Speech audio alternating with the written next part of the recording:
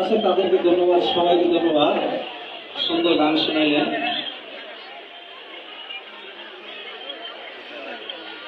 আমার শ্রদ্ধেয় আলী ভাই, তিনি 200 টাকা দিয়ে দোয়া করেছেন, ধন্যবাদ।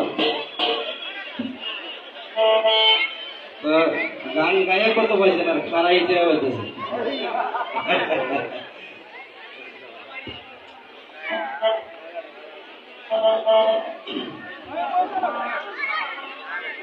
আমায় ভুলে গেছো তারে পাইয়া,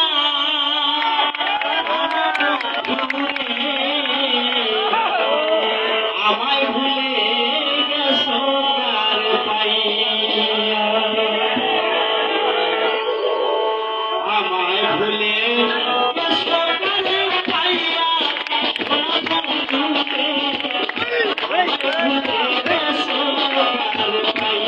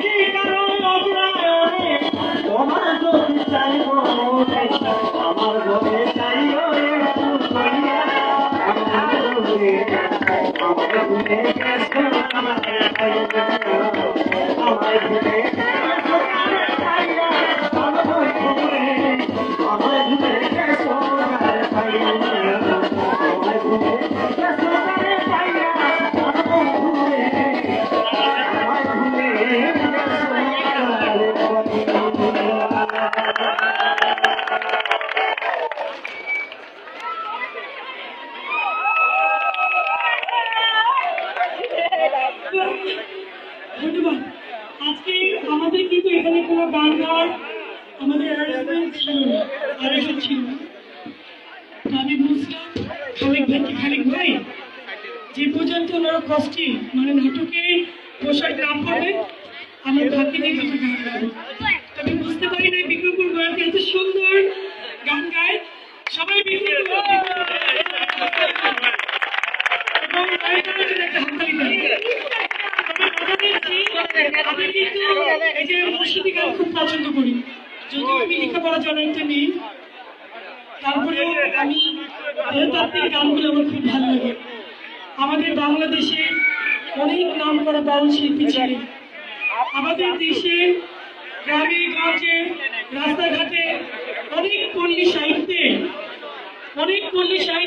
অনেক শিল্পী, বড় বড় শিল্পী, নাম না জানা অনেক শিল্পী এই সমস্ত গানগুলো গায়। এটা হচ্ছে আমাদের বাংলাদেশের সংস্কৃতি, আমাদের দেশের কৃষ্টি। এটা হচ্ছে লালন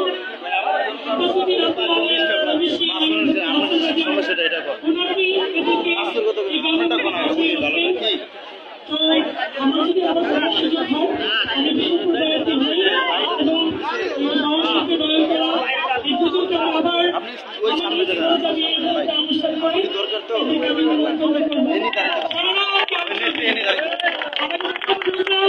আপনারা বিষ্ণুপুর বেড়াতে গান খুব পছন্দ করেছিলেন, তো দোয়া করবে আমরা যেন এরকম একটা সুষ্ঠু গানই আসছি, কোনো নাটক না, শুধু গান দিয়ে সারা আমাদের শীতের রাত কাটবে।